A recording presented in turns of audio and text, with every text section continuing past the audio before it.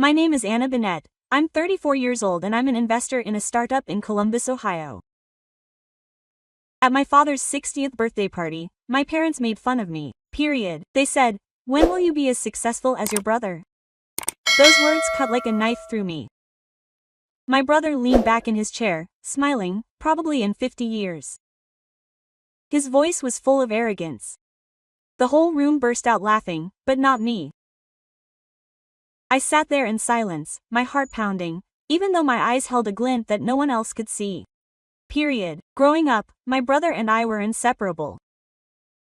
He would defend me whenever my classmates made fun of my passion for design. But after I became successful in tech, that kind, protective brother turned into someone who would humiliate me in front of everyone. That night, as their laughter echoed, I thought about the secret I had been keeping, a truth that, if revealed, would completely shatter my family's belief in their supposed success. I didn't argue. I didn't need to. I knew that the moment I chose to reveal it, the silence in the room would be deafening. After that fateful night, my family was never the same. Have you ever been put down or compared to a sibling? If you had a secret that could forever change the way your family viewed you, would you keep it quiet or reveal it? Share your thoughts in the comments below. Growing up in Columbus, Ohio, my family home always felt like a haven of peace. My brother and I were inseparable, two kids against the world. I was the hideous teenager who was always scribbling furniture designs in her notebook, dreaming of bringing them to life one day. My 4-year-old brother. My oldest was my biggest supporter. And she would sit for hours watching me draw, her eyes wide with curiosity, and ask, "Are you really going to build that chair one day?" I would laugh, ruffle her hair, and promise her I would make her an entire living room. One memory sticks in my mind. I was 16 and sitting on the bleachers at school drawing during lunch. A group of girls walked by, giggling at my scribbles. "What is this?"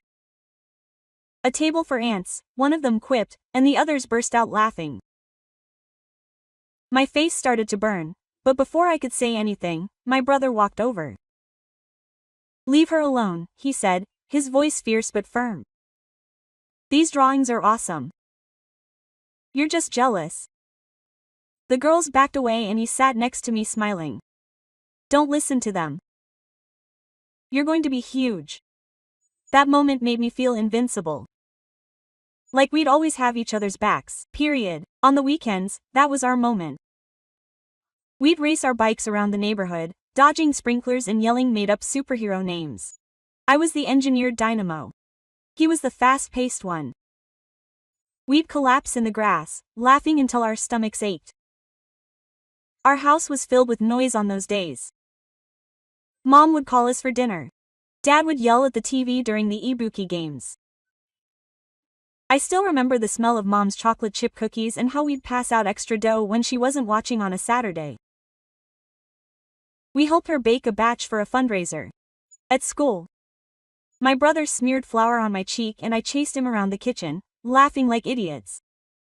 Mom just shook her head and smiled. "You're both very picky," she said. But her eyes were warm. Dad was stricter. He was always pushing us to do something on our own. He'd sit us down after dinner and talk about work and ambition. I'd draw pictures in my head while my brother soaked in every word to the T and limit Dad's serious tone, making me laugh behind my hand. Back then, I thought he'd always be that kid, loyal, protective, my partner in crime. We'd lie awake at night, whispering our big plans. I wanted to design houses. He wanted to change the world. "We'll do this together," he'd say, his voice full of conviction. But something changed as we got older. When I entered college, my brother started to pull away from me. He'd roll his eyes when I showed him my sketches, calling them art. I ignored him, thinking it was just a phase. But the distance grew.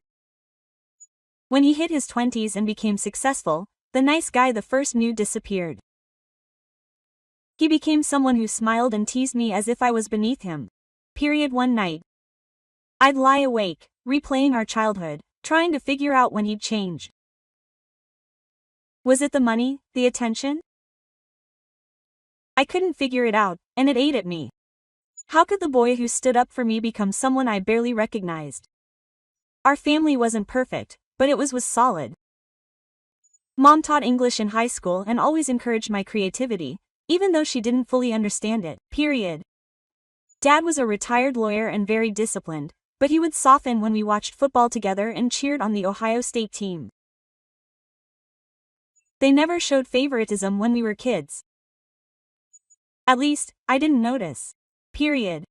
We were just a middle-class family living in a 2-story house with a messy yard and too many dreams. I thought that time would last forever, that my brother and I would always be a team. Period, but life had other plans, and the bond we had forged in that house in Columbus would be tested in ways I never saw coming. That bond carried us into our 20s. When we started a business together. Period. We started with nothing more than a small idea, a simple application that would later change our lives. My head was full of business plans, while Etan brought his boundless energy to marketing to our cramped Columbus apartment. We spent countless nights sketching out the first lines of what would become a personal finance app. I came up with the basic concept. A tool to track expenses, budget, and play savings for millennials who hate spreadsheets. Etan loved it, his eyes lighting up as he brainstormed catchy slogans. "We're going to make millions," he said, punching the air. I took charge of the heavy lifting. I spent months refining the app's features, coding late into the night, and pitching to investors. My first big win was landing a $50,000 seed round from a local venture capital firm. Etan handled the branding, creating slick logos and a viral social media campaign that got us 10,000 downloads in the first week. We were a perfect team, or so I thought, by the second year. The app had 1 million users and we were raking in steady revenue. Investors began to see us as the next big thing in the Columbus tech scene. I was thrilled and poured all my energy into making our dream come true. Period, but as the app gained traction, as the scale grew, Etan began to change.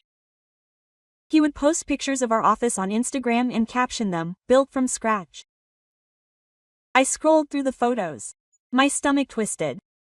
Build this, I told myself. Period. I was the one crunching numbers, negotiating contracts, and fixing bugs at 3 a.m. Period. One night, I confronted him.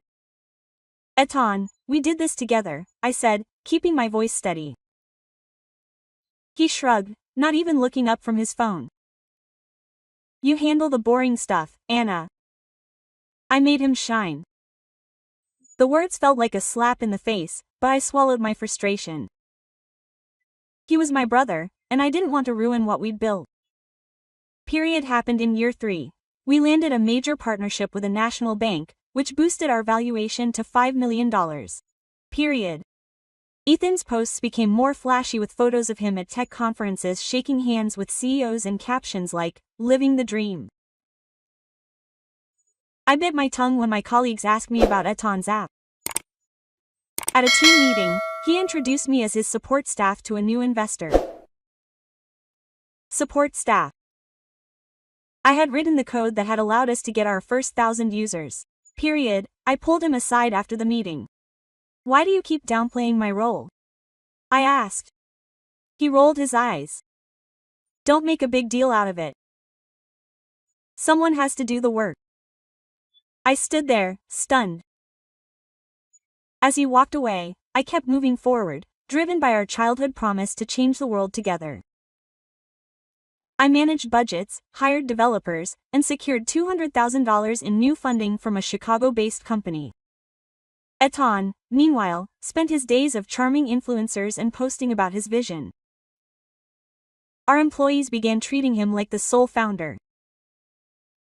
One day, a junior developer thanked Etan for my idea to add a savings tracker. Etan just nodded without correcting it. I felt invisible, my contributions being erased every time he published an article. Still, I stayed. I loved our app and clung to the hope that the brother I knew was still out there somewhere.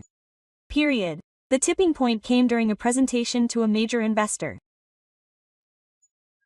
I had spent weeks preparing the presentation, gathering data to show our growth potential.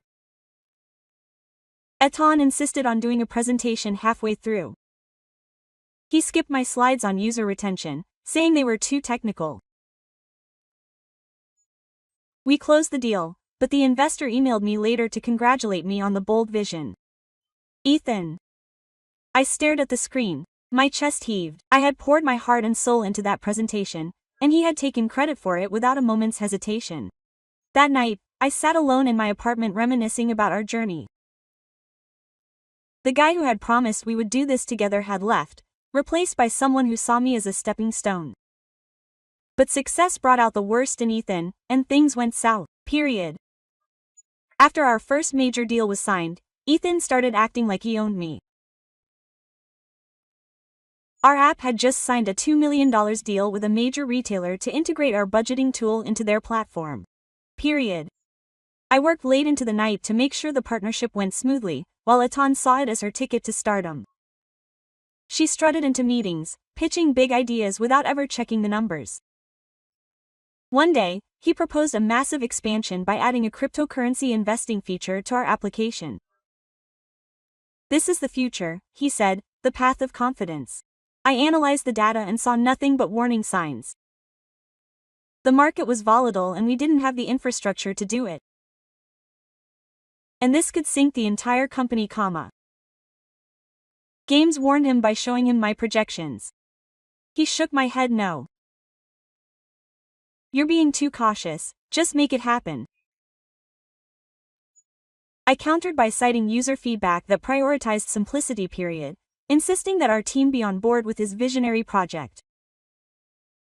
Reluctantly, I gave in the hopes of preserving our partnership.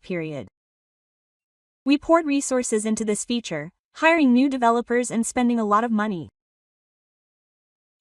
6 months later, the cryptocurrency market crashed and our app's performance plummeted. Point users complained about glitches and the retailer threatened to pull out.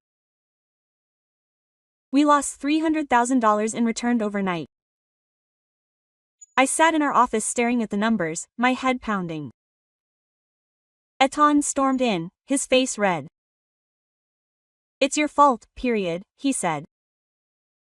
You didn't execute your project properly. I blinked, stunned. I told you it was risky, and I said and she scoffed. You're not cut out for big decisions, Anna. Mind the little things. Those words cut deeper than I thought they would. I had spent years building our app, raising money, and fixing its mistakes. Now he was painting me as incompetent. Worse yet, our parents started giving him eco points at family dinner. Mom sighed. Your brother is carrying the company. Maybe you should let him run it. Dad nodded, his eyes cold. He has the vision. You're just helping him. I squeezed my fork. My throat tightened. I wanted to scream that I was the one who had written the code, found the investors, and kept us afloat. But their disappointment crushed me. I felt like I was shrinking, my role reduced to nothing. The breaking point came during a team retreat. Etan announced a new project to the team after I had spent weeks researching it. He didn't mention me once. When I brought it up later, he smiled. Ideas are cheap, Anna. It's the execution that counts. I stood there frozen, my chest burning. That night, I called my friend Clara, a freelance journalist who had always supported me. He's erasing me, I said, my voice trembling. Clara didn't mince her words. You're better than this. Why are you letting him walk all over you? Those words hit me hard. I had stayed for the dream we had built together, for the brother who had promised we would change the world. But that brother was no longer there. I spent weeks struggling with the decision. Leaving meant abandoning the application I had poured my heart into, the sleepless nights, the drills. But staying meant losing myself. One morning, I walked into Ethan's office and tendered my resignation. I said I quit in a firm voice. Thinking I was bluffing. You'll come back. You need this. I didn't answer. I packed my bags and left. With a heavy heart, I made up my mind. I was 29 and starting from scratch. Clara joined me for coffee that afternoon. Her eyes were fierce. She told me, you're going to tear this up.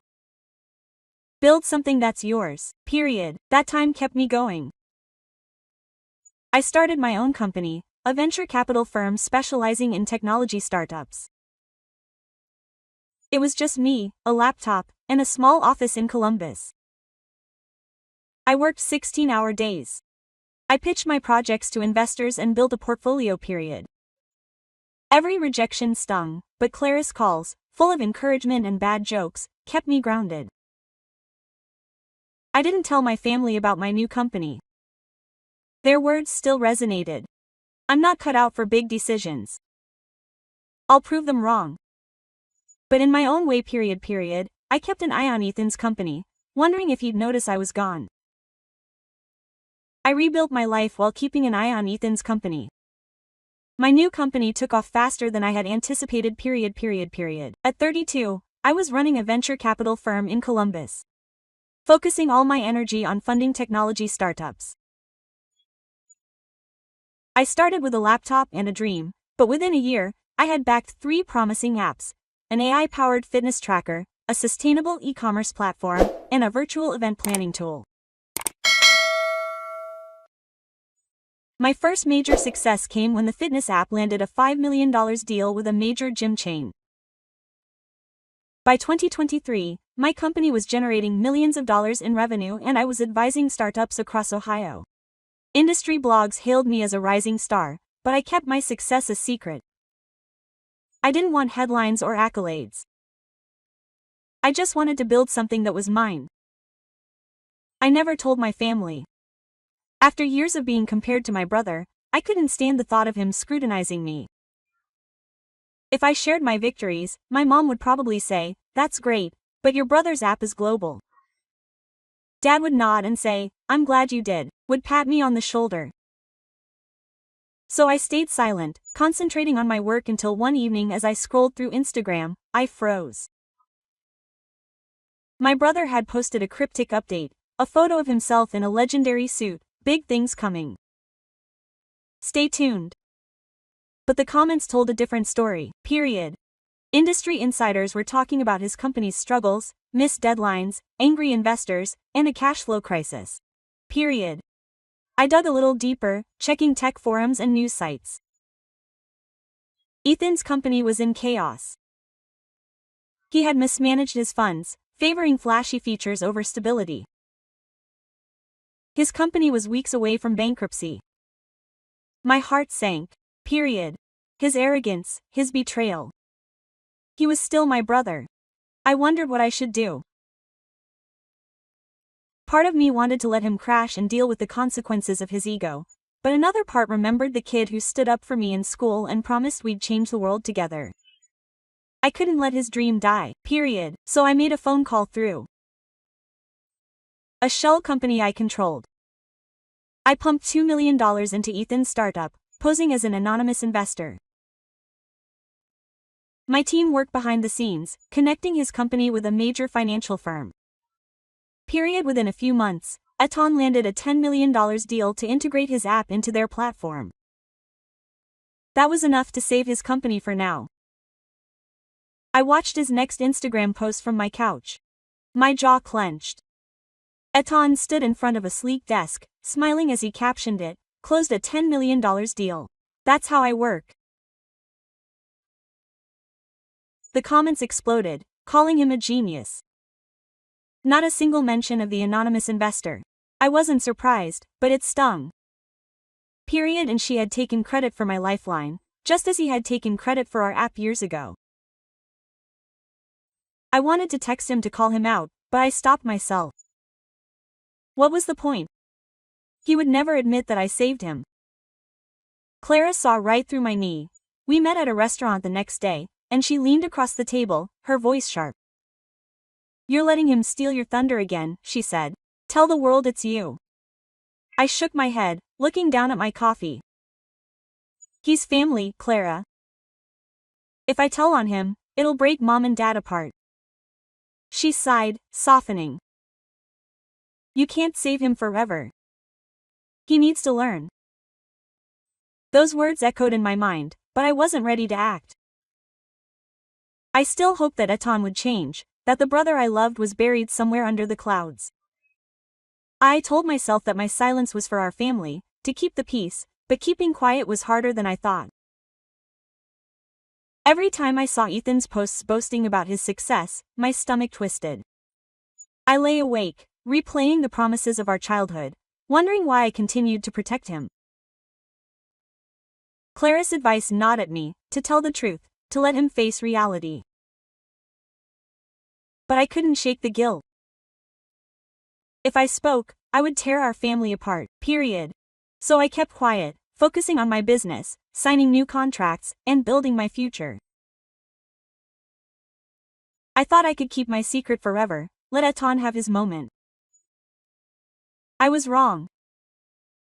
I thought I could stay silent until Dad's birthday party. Period. And Dad's 60th birthday party was the breaking point. I walked into the Up restaurant in Columbus, my heart heavy but my head held high. I dressed in a simple black dress and hoping for a night of celebration. Instead, I had a front row seat to witness my family's favoritism.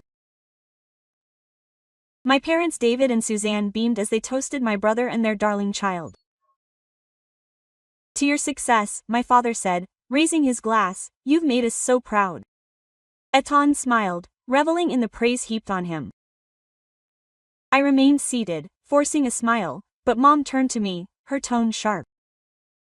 When are you going to stop running away from your brother's business and doing something that invades the pain? The table fell silent.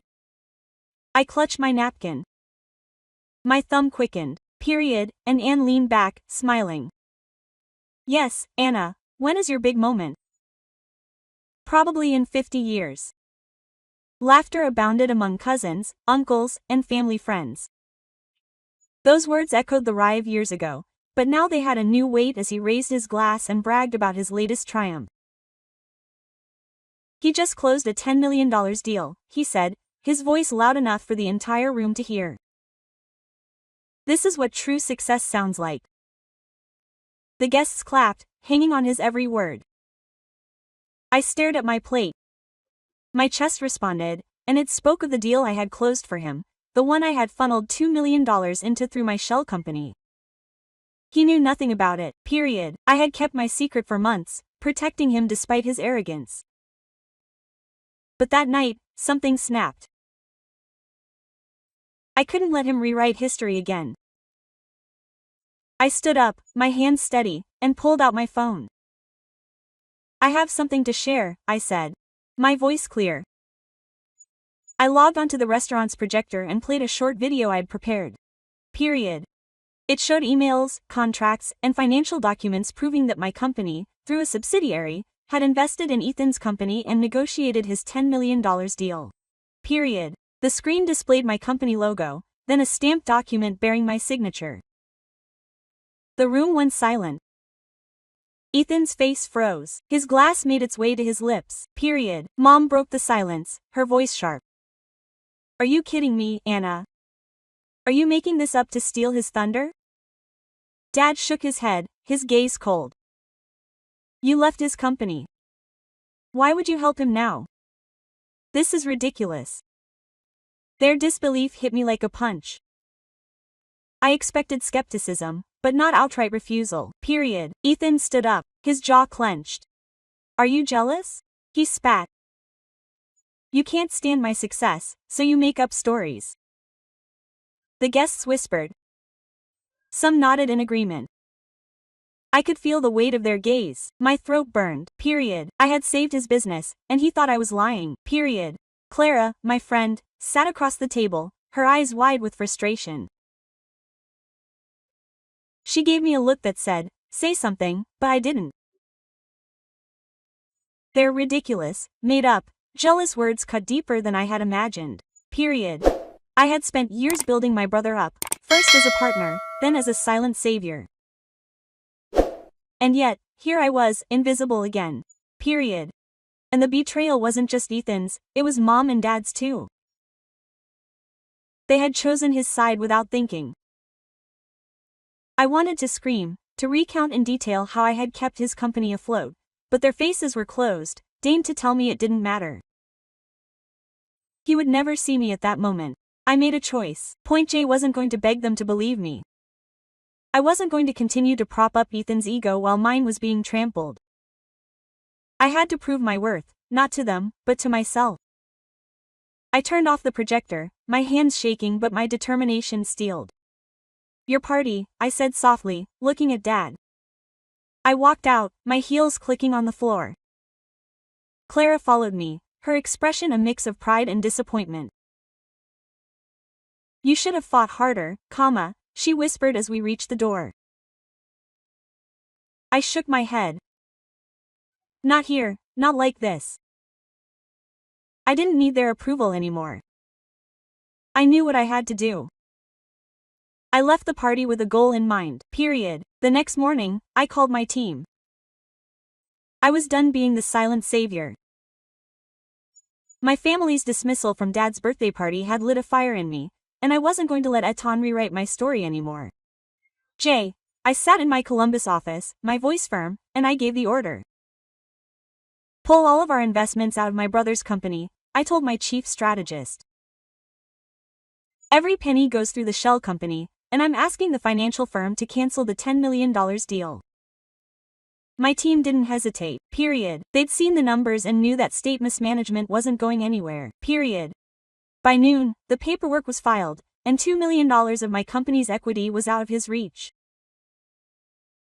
I didn't feel triumph, just determination.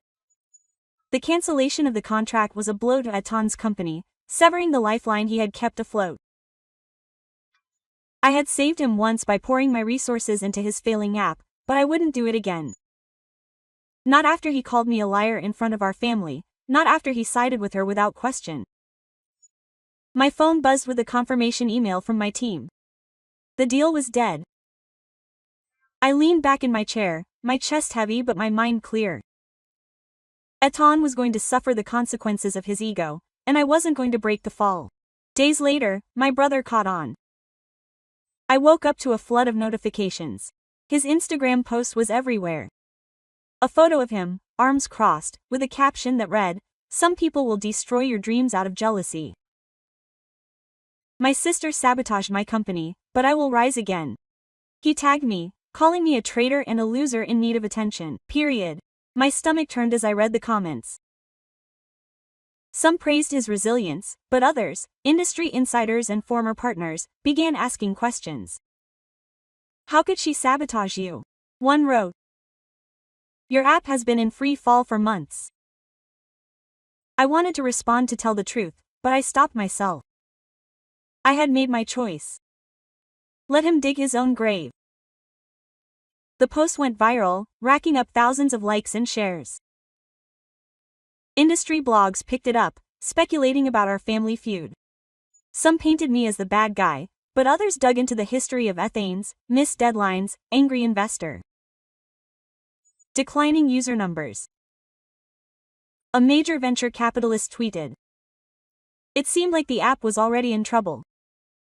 Blaming a sister doesn't hold water. I watched the tide turn, my hands shaking. Ethan's narrative was unraveling, and for the first time people were questioning his genius. I didn't need to respond. The truth was doing the work for me. I paced my apartment. My mind was racing. "He's dragging my name through the mud," I said, my voice tight. It didn't waver. "Let him do it. You're stronger than these tantrums. Keep building." Those words reassured me. I'd spent years reacting to Ethan's ego, trying to prove myself to him and our parents. Clara was right. I had my own business, my own victories. I wasn't going to get caught up in a social media war. A week later, I got an email from one of Ethan's former partners, a fintech CEO I had met years ago. "Your brother's business is over," he said. The cancelled contract was the final nail in the coffin. He's filing for bankruptcy. I stared at the screen, my heart sinking. I knew this was coming. Ethan's mismanagement, his refusal to listen, had doomed him long before I pulled the plug on him. But seeing it in black and white hit me harder than I could have imagined. I had wanted him to face reality, to not lose everything. A small part of me felt bad for the brother who had dreamed with me, but I pushed him away. He had made his choices, and so had I. A few weeks later, his app that had been hailed as a revolution was officially bankrupt. Tech media reported the collapse, citing years of mismanagement and the failure of a $10 million deal. Ethan could no longer cover his debts, and I learned from a mutual contact that he had lost his home and was forced to move to a small apartment on the outskirts of Columbus. The industry turned its back on him. Investors stopped returning his calls and job offers dried up. His once glittering Instagram account went silent. I felt no joy, only a hollow pain. He was my brother, but his choices had led him here. One gray morning, my parents David and Suzanne showed up at my office unannounced. I was 34 and buried in work, finalizing a deal for a new artificial intelligence company. Mom's eyes were red, Dad's eyes were straining. "You have to help him," Mom pleaded. Her voice was shaky. "He's lost everything. You're his sister. Father has left his time." His tone is softer and firmer. "You've done well, Anna, but family comes first. Get him back on his feet." I leaned back in my chair, my heart pounding. He hadn't believed me at Dad's birthday party. He hadn't trusted my evidence. Now he wanted me to fix the mess they had helped create by fostering Ethan's ego. "I'm not responsible for him anymore," I said in a firm voice. "He made his bed. Mom jumped and Dad's jaw clenched. They left without another word, their disappointment weighing heavily on the airpoint that night, and called. I hadn't heard his voice in months and it was rough, broken. "I'm sorry, Anna," he said, the words stumbling. "I didn't know you were the one who saved the company. I need help, one last chance." I closed my eyes, remembering his smirk at the party, his rant from 50 years ago. I had spent years raising him only to be erased. "Wait another 50 years, I said, my tone cold but calm. He fell silent and hung up. I sat staring at my phone, a mixture of relief and guilt washing over me. I had drawn my line and I would not cross it again. I threw myself into my work, determined to live for myself. My venture capital firm was thriving. I had backed a dozen startups ranging from a green energy app to a telehealth platform and raised millions of dollars in return. I hired a team of analysts, expanded our office in Columbus, and spoke at tech conferences sharing my story without mentioning it. And for the first time, I wasn't looking for someone else's approval. I set my own goals. I made my own rules. Every deal I closed felt like a step toward the life I had always wanted. A life built on my terms, not someone else's expectations. Clara and I met in a cozy Columbus coffee shop to celebrate my latest victory, a $20 million partnership with a biotech startup. She raised her latte with a wide smile. "You're unstoppable," she told me, her voice warm with pride. "You didn't just survive? You built an empire. The weight of the past year has just lifted." Clara had been my rock, pushing me to stay strong when I doubted myself. We shopped around, talking about the future, new projects, maybe a vacation for the first time in years. I felt free, unburdened by my family's expectations. I learned two things. My worth doesn't depend on anyone's approval, not my parents, not Ethan's, not the world. I spent years seeking their validation, only to realize that I had to define my own worth. The fall of Han taught me something else. Lies and arrogance catch up with you. And she built her success on stolen credits and empty sales. And when the truth came out, he collapsed. Jay doesn't hate him, I don't pity him, but I don't want to carry his weight anymore. My story isn't about proving others wrong, It's about proving myself right. Mr.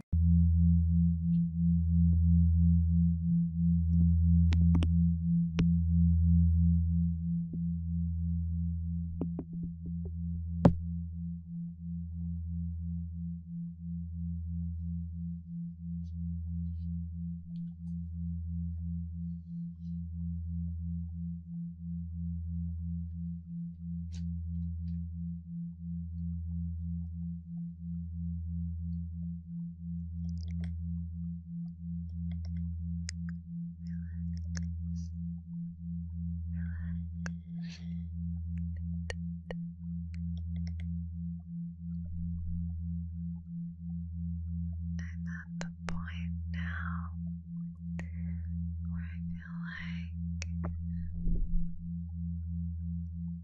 I could fall asleep at my desk.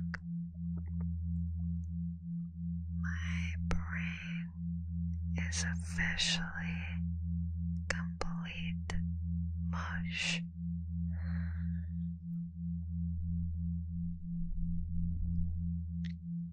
Is your brain complete mush?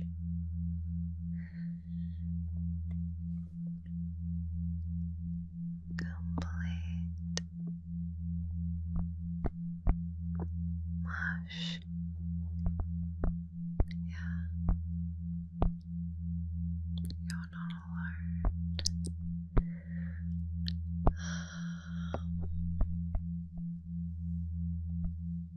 I'm so sleepy.